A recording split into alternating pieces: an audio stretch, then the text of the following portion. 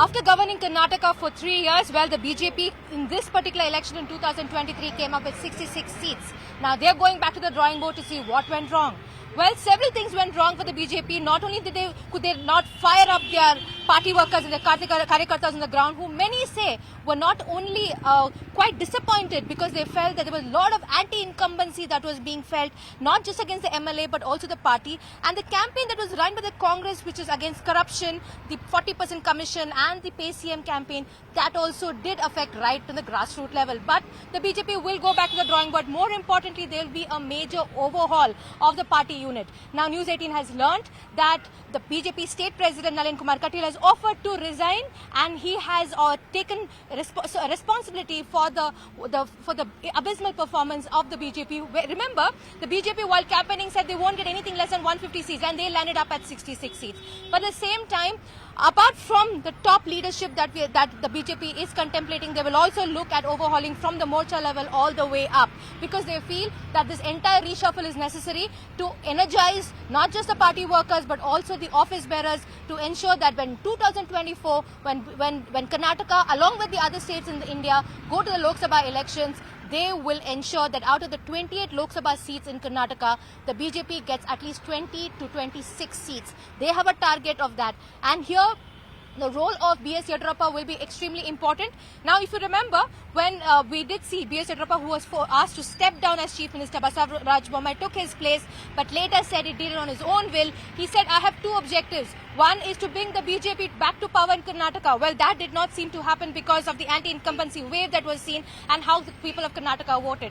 His second target is to ensure that the BJP goes in the largest numbers to Lok Sabha. Well, that is responsibilities on his shoulders now. I did speak to the Yediyurappa camp, and they said that they have already started their work and they want to ensure that this kind of performance that they saw in the assembly elections will not be repeated when it comes to the Lok Sabha. And typically, Karnataka, if you see traditionally how it votes, well, for assembly, if it votes for one particular party, then usually it does vote for the opposition party or the ruling party in the center, and that is what we're looking at BJP. But, well, trends are trends. That is completely different. But let me talk to you about the BJP. The BJP going back to the drawing board. Number 3 important things. One, which are the areas that went wrong? The BJP was quite confident they will do well in the old Mysore region. Well, the Congress swept the old Mysore region. And it is said that whichever party does well in the old Mysore region usually comes to power. Number 2, the Lingayats especially, which usually traditionally back the BJP, this time quite upset with the BJP. A section of Lingayats going towards the Congress this time. The section of Lingayats that were upset felt that, number 1, the BJP did not deliver the separate religion tag that they had promised. Number 2, the reservations that they were asked, the increase of reservations, that reservation was given to them just few days before the election. They felt that that was just an election gimmick.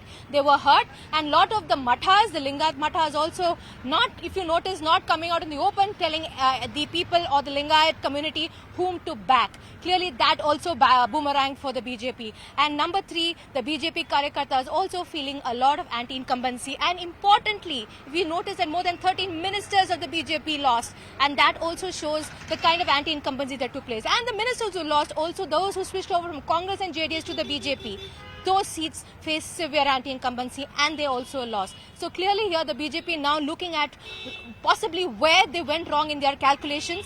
When I was talking to the BJP camp before the elections and during their campaigning, and Mevra just after voting as well, they were quite confident that they would be in the 80 to 85 mark, while 66 is way below their expectations. And so Prime Minister Narendra Modi, Amit Shah, the Union Minister, along with the central core decision-making group of the BJP will go back and hold these meetings, but we are going to see a major overhaul in the state unit. And let me tell you that my sources are saying that Union Minister Shobha Karandlaje is pipped to be the next BJP state president. We'll have to see whether it will work, but she has not only experience on her hand, she's also she has the organization capabilities that the BJP has seen, and more importantly, she's also a leader who has grown close to the center and understood how the work in the center and state is, and working closely with that as well. Let me also quickly bring in the caste combination. If as the information is pouring in, if Shobha Karandlaje is looked as possibly as the state president,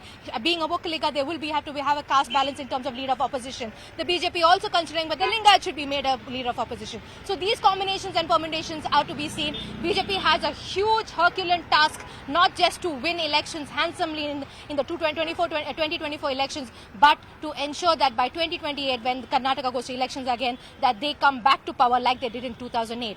But Yediyurappa, will he be there? Will his role be important at that time? And P.Y. Vijayendra, that is Yediyurappa's son, who got elected this time, how important his role will be also needs to be seen.